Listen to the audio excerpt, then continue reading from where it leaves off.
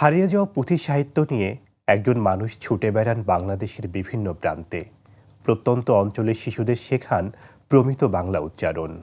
সময় টেলিভিশনের আজকের আয়োজনে আমাদের মাঝে উপস্থিত হয়েছেন এথেন শাওন। আমরা আজকে তার কথা শুনব তার পুঁথির সুর। শাওন ভাই, আপনাকে বাংলা নববর্ষের শুভেচ্ছা। তোমাকেও অনেক অনেক বেশি শুভেচ্ছা, এবং যারা এই অনুষ্ঠানটি দেখছে তাদেরকেও শুভেচ্ছা জানাচ্ছি। আপনি কেমন আছেন এবং আপনার পুঁথি চর্চা কেমন চলছে? আলহামদুলিল্লাহ, সব কিছু মিলিয়ে মহান আল্লাহ তাআলা খুবই ভালো রেখেছেন। সর্বশেষ আপনি কোন পুঁথিটি রচনা করেছেন? সদ্য ইরানে যে ঘটনাটা ঘটে গেল, বিদ্যালয়ে যে শিশুরা গত হয়ে গেলেন, তাকে কেন্দ্র করে আমার একটি ছোট করে লেখা লিখেছি।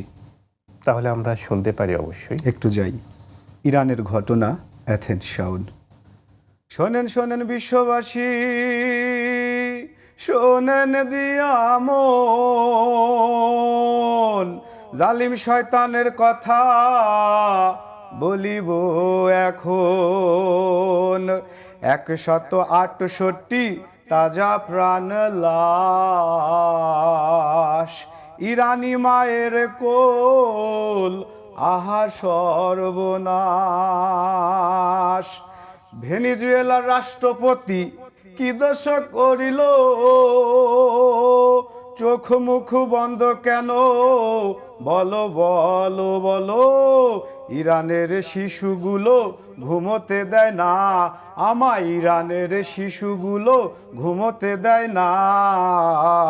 বিশ্ব থেকে নিপাত যাক ওই জালিম হায়না। মানুষ যদি হও তুমি, গাও মানুষের গান। সব মানুষই কিন্তু ওই একজনারই দান। মানুষ হয়ে মানুষের এই করো অপমান, ফিরিয়ে কি দিতে পারবে একটিও তাজা প্রাণ? আপনার পুঁথি শুনে মিনাব স্কুলের সেই বীভৎস স্মৃতি আমাদের মনে আবারও ভেসে উঠছে। তো শাওন ভাই, আপনি তো দীর্ঘদিন যাবৎ পুঁথি সাহিত্য চর্চা করছেন। আপনার এই দীর্ঘ পথ চলায় উল্লেখযোগ্য কোনো স্মৃতিকে আমাদের সাথে শেয়ার করবেন, যেটা আপনার মনে বারবার নাড়া দেয়?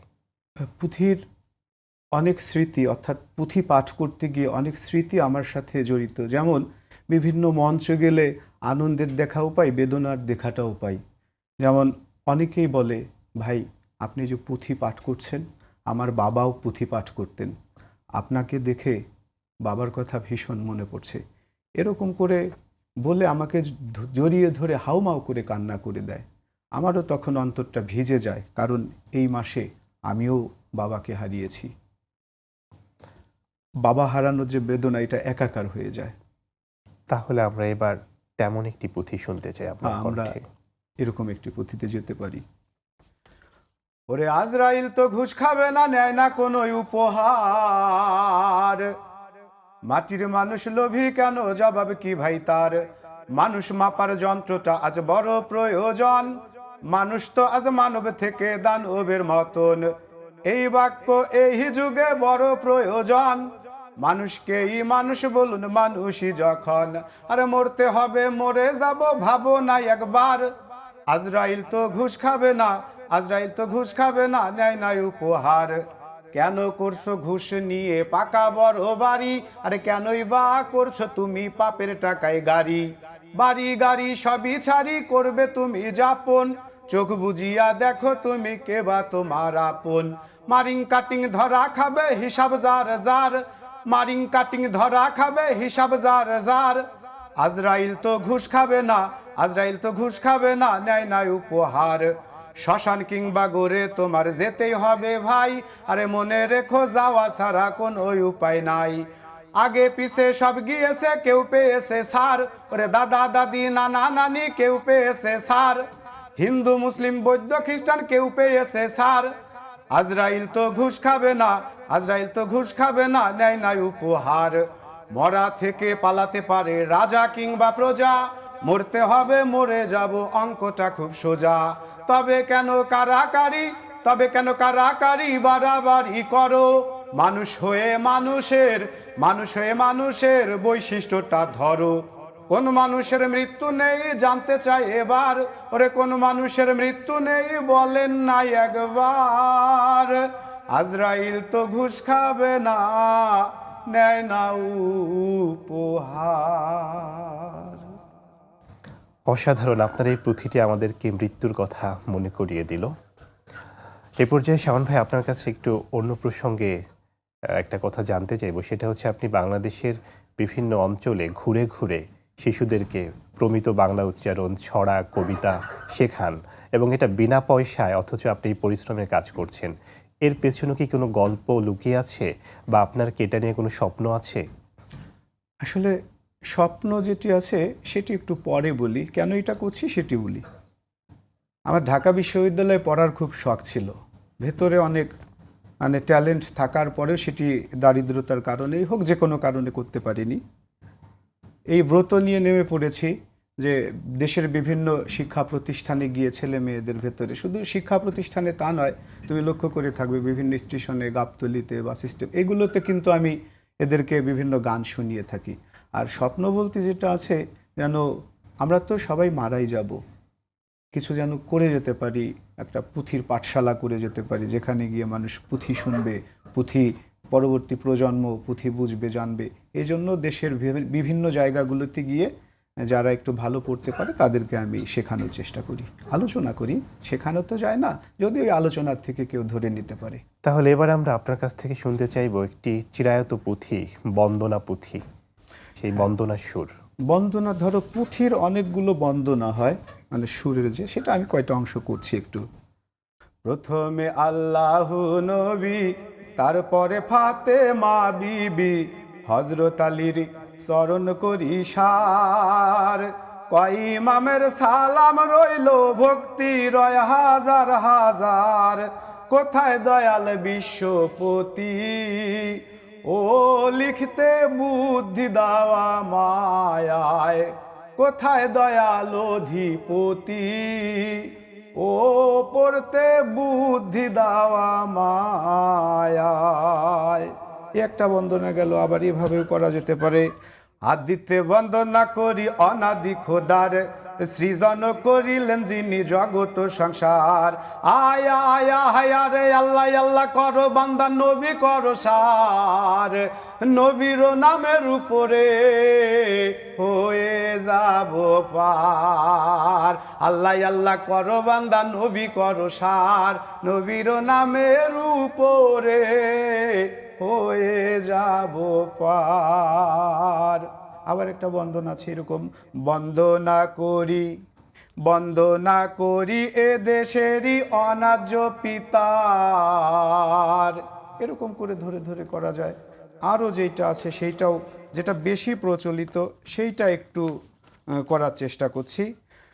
প্রথমে বন্দনা করি আল্লাহ নবীর নাম, রামকৃষ্ণ আর গৌতম বুদ্ধ যিশুরে প্রণাম। দেখো, ওই সময়টাও কিন্তু মানুষের ভেতরে এত বেশি ভেদাভেদ ছিল না, তাই এভাবেই বলে যাচ্ছেন।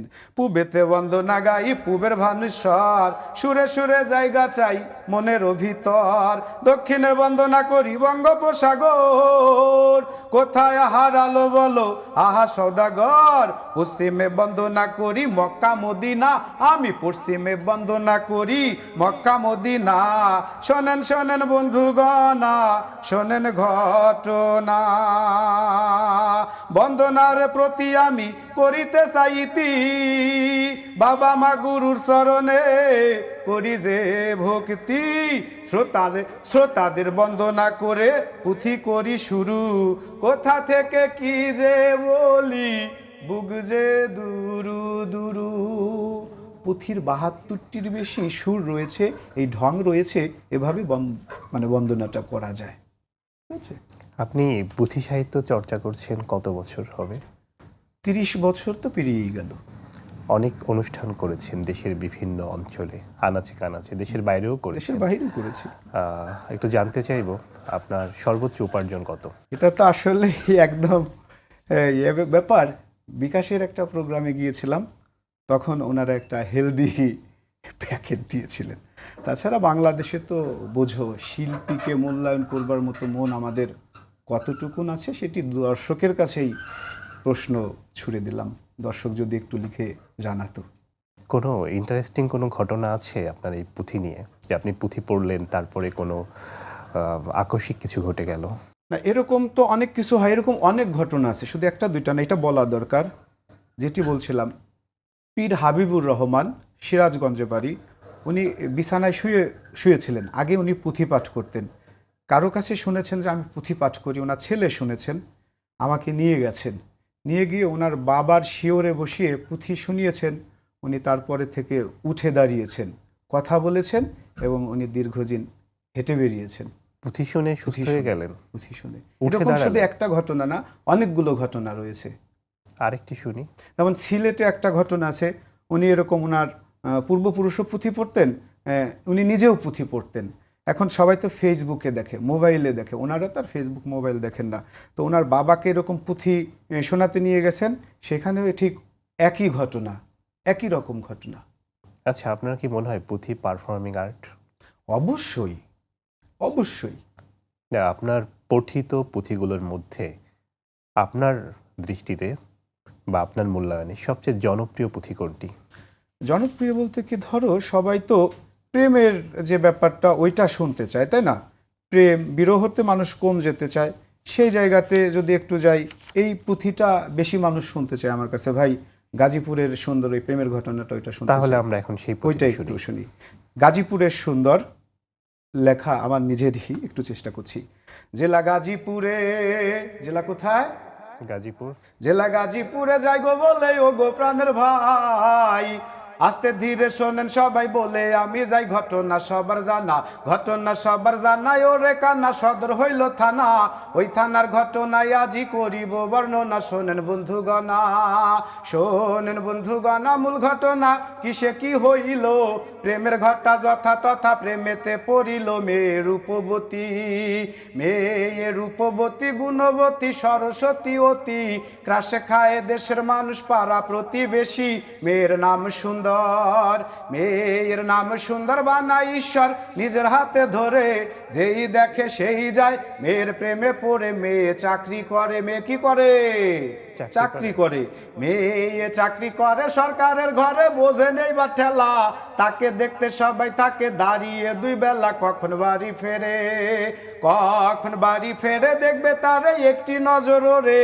বাকি কথা লিখবো আমি কয়েক বছর পরে, যদি বেঁচে থাকি, যদি বেঁচে থাকি, সুন্দর পাখি বলিব আহারে, পরিচয় করিয়ে দেব একদিন তাহারে। মেয়ের ইতিঅন্ত, মেয়ের ইতিঅন্ত, মূল বৃত্তান্ত দেব পরিচয়, তার সাথে সে ডুব মারিল জানিবেন নিশ্চয়। লিখতে আনচান করে, লিখতে আনচান করে, লিখব পরে আনন্দের বিষয়।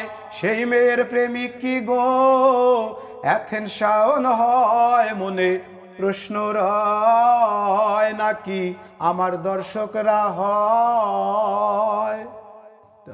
তাহলে আপনি এটা দর্শকদের কিভাবে ক্লিয়ার করবেন? আপনি কি আসলেই গাজীপুরের কোনো মেয়ের প্রেমে পড়েছিলেন? দর্শকরা যদি একটু লেগে থাকে তাহলে জানতে এবং বুঝতে পারবে। একই সাথে দর্শকদের উদ্দেশ্যে এটা বলতে চাই, দর্শকরা আরও বেশি যেটা শুনতে চায়, অর্থাৎ হাজার বছর ধরে উপন্যাসের ভেতরে যে টুনি, মকবুল বুড়োর, সুরত আলীর পুঁথি পড়া, এইটা দর্শকদেরকে উৎসর্গ করে বলি, তাহলে দর্শকরা এটার খোঁজ নিতে গেলে আমার খোঁজও পেয়ে যাবে। যাই তাহলে, এটা অনেক অনেক জনপ্রিয়। শোনো শোনো বন্ধুগণ রে, শোনো দিয়া মন, কমলা সুন্দরীর কথা করি যে বর্ণন। হিরণ নগরে ছিল কমলা সুন্দরী, গুণের কথা কি কেউ, আরে গুণের কথা কি কহিব, রূপ ছিল তার ভারী। হিরণ নগরে ছিল এক রাজকুমার, কমলা সুন্দরীর সনে বিয়া হইল তার। লাল নীল সবুজ পরি দিঘি দিয়া পারি, পালকি চড়ে যাইতেছিল নিজের বাপের বাড়ি। ওই দিঘির জল দেখা কন্যার বড়ই তেষ্টা পায়, পালকিটা থামাইয়া কন্যায় জলে নাইমা যায়। দিঘির জলে কন্যা যখন রাখলো রাঙা পা, জড়াইলো কি অঙ্গলিতে বুঝতে পারলো না। চুলের মতো নৈনা বাঁধন যখন খুলতে যায়, ছিঁড়তে গেলে যায় না ছেঁড়া, হইল একই দায়। ওরে কাটতে আইলো কামার কুমার কুড়াল খুন্তা লইয়া, একে একে ফিরে গেল সবাই বিফল হইয়া। এমন কইরা 3 মাস 3 দিন গেল যে কাটিয়া, কমলারও ঘুম ভাঙিল কান্দিয়া কান্দিয়া। স্বপনে দেখিল সে আরেক রাজকুমার, জলের তলে বাস করে সে, জলের রাজ্য তার। কমলারি আশেক হইয়া চুলে দিল টান, কমলাও পাগল হইল বিধির বিধান। মা বাবা স্বামী কন্যা কান্দিয়া ভাসিল, হায়রে মা বাবা স্বামী কন্যা কান্দিয়া ভাসিল। কমলা ডুবিল জলে ফিরে নাই আসিল, ওরে কমলা ডুবিল জলে ফিরে নাই আসিল। অসাধারণ, আমরা একটা চিরায়ত সুর শুনলাম। তো শাওন ভাই, আরেকটি প্রশ্ন, প্রেমে কি জীবনে একবারই পড়েছিলেন নাকি? প্রেম তো সেই নবম শ্রেণীতে থাকতে কবি কথা আমার একটা নাটক মঞ্চায়িত হয়েছিল আমাদের বিদ্যালয়ে, সেই তখন থেকেই 4 জন পেছনে লেগেছিল। প্রেম তো আমি ক্ষণে ক্ষণেই পড়ি, আর সব থেকে বেশি প্রেম যার সঙ্গে করি সে হচ্ছে আমার স্রষ্টা, আমার রব। আমার রবের সাথে আমার দারুণ প্রেম। তাহলে আমরা এই পর্যায়ে বৈশাখ নিয়ে কোনো একটি পুঁথি শুনতে হ্যাঁ, পারি? যেহেতু বৈশাখের ক্ষণ, বৈশাখ নিয়ে আমরা একটা লেখা পড়তেই পারি। যাই তাহলে, এটা গতকাল রচনা করা, পড়ছি। পহেলা বৈশাখ। আদিতে বন্দনা করি অনাদি খোদার, এ সৃজন করিলেন যিনি জগত সংসার। পূর্ব পশ্চিম উত্তর দক্ষিণ বন্দনা গাই, পহেলা বৈশাখের ক্ষণে শুভেচ্ছা জানাই। হে বৈশাখ আসে বৈশাখ মাসে বৈশাখী গান গায়, মিলে মিশে সবাই ওরে ইলিশ পান্তা খায়। আয়া হায়া হায়া রে সোনা রে, এই বাংলায় শুধু সোনা হয়। আয়া আয়া হায়া রে সোনা রে, এই বাংলায় শুধু সোনা হয়। সোনার বাংলায় গল্প আজ সারা বিশ্বময়। সোনার বাংলায় হাসন লালন খাঁটি মাটি সোনা, কত আর বলিব ভাই রে, অত কি যায় বলা।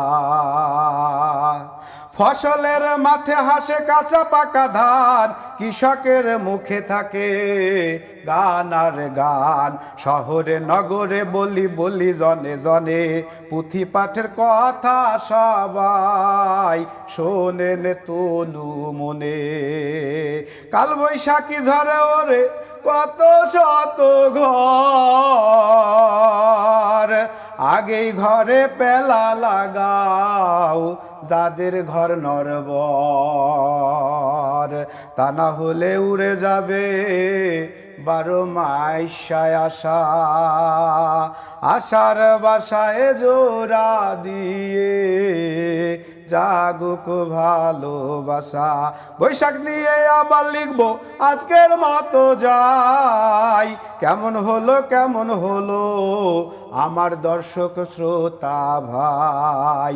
ইতি ইতি কইরা এবার ইতিটাই নায়ানি, কোনোদিনও শেষ হবে না বৈশাখের কাহিনী। ইতি ইতি কইরা এবার ইতি টেনে আনি, কোনোদিনও শেষ হবে না বৈশাখের কাহিনী। এবার যাই বিদায় চাই ও গো দেশের ভাই, ভালো থাকেন সুস্থ থাকেন এটাই শুধু চাই। অসাধারণ। আমরা অনুষ্ঠানের শেষ পর্যায়ে চলে এসেছি। আপনার কাছে জানতে চাইবো, পুঁথি সাহিত্য নিয়ে আপনার কি এমন কোনো স্বপ্ন আছে যা এখনো পূরণ হয়নি? অবশ্যই তাই।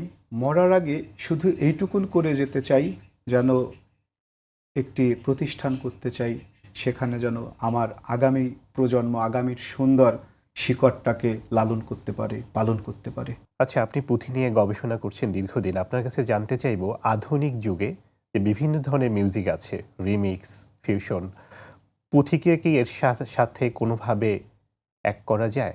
র‍্যাপ? পুঁথির থেকে আধুনিক কিছু পৃথিবীতে নেই। এবার বলি, আমার একটি লেখা, সেটা একটু জানাই তাহলে।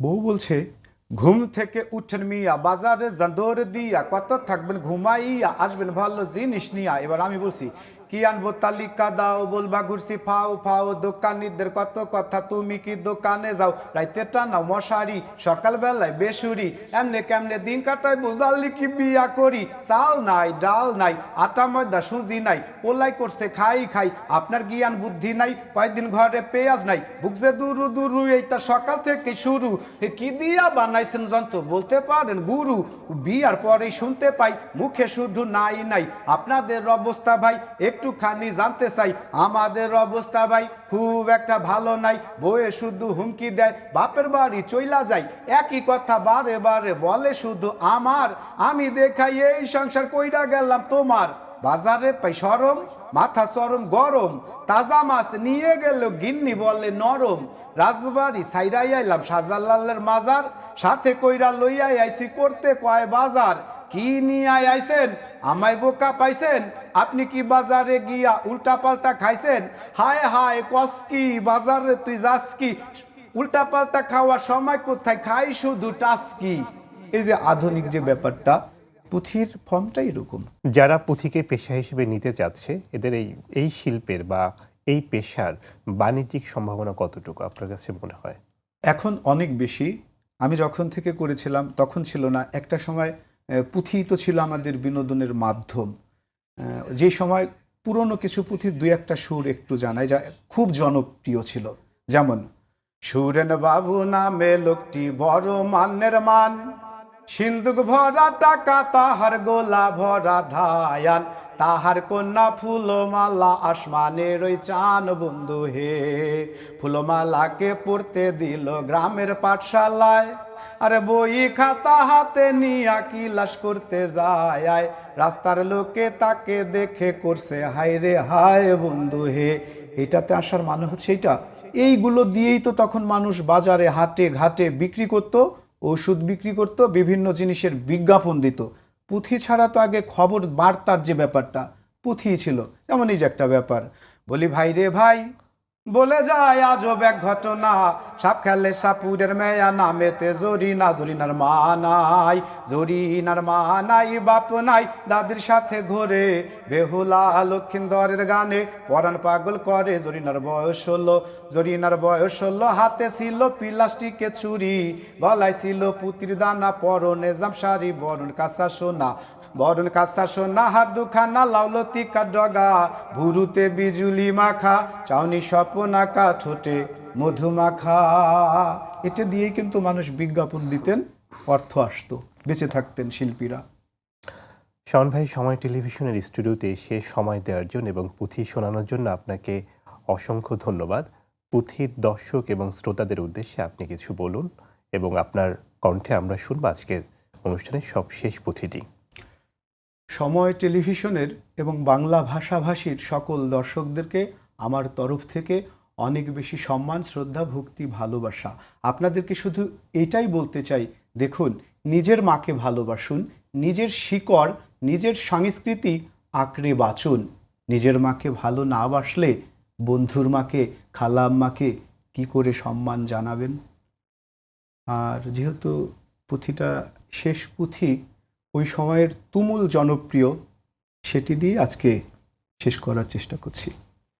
1365 সালে এই ঘটনা বরিশালে হইয়াছিল পাতারহাট থানায়। ওই থানায় এক বৃদ্ধ ছিল, গরিব ছিল অতিশয়, 50-এর উপরে বয়স, ও বৃদ্ধ কামলা খেটে খায়। নাম ছিল তার ওসিমুদ্দি, নাহি ছিল বিদ্যা বুদ্ধি, লেখাপড়া কিছুই জানতো নয়। ঘরে তাহার একটি পুত্র দিয়াছিলেন দয়াময়, শাহজাহান রাখিলেন নামটি। ও বয়স হবে বছর 9। অসীম যায় ভাই কামলা দিতে, ছেলেটি তার নিয়ার সাথে। কামলা খাটে পুত্রয় পিতায়, অতটুকু ছোট ছেলের রোদ্রে থাকা সোজা নয়। সোনার বরণ কষি মুখখান, ও বাসার মলিন হইয়া যায়। আবার সিম বনে গেলে সাথে নিয়া যায় সে ছেলে। বাপ বেটায় কাঠ কাটিতে যায়, ওরে কাঠের বোঝা মাথায় লইয়া কানতে কানতে বাড়ি যায়। আসলেতে ঘাম মুছাইয়া ও দেয় রে দুঃখিনী মাতায়। পিতা পুত্র এই রূপেতে বেঁচে আছে কোনো মতে, কোনো রকম বাঁচায় তো আল্লাহ। আবার পরের বাড়ি ধান বানিয়া চাউল আনে দুঃখিনী মায়। এই রকমে কোনো মতে ও তাদের দিন চলিয়া যায়। অংশবিশেষ নিবেদন করলাম। অসাধারণ। প্রিয় দর্শক, এতক্ষণ আমরা এথেন্স শাওনের কথা শুনলাম তার কণ্ঠে পুঁথির সম্মোহনী সুর। আশা করি আপনাদের ভালো লেগেছে। যে যেখানে আছেন, যেমন আছেন, ভালো থাকবেন, নিরাপদে থাকবেন এবং সময় টেলিভিশনের সঙ্গেই থাকবেন।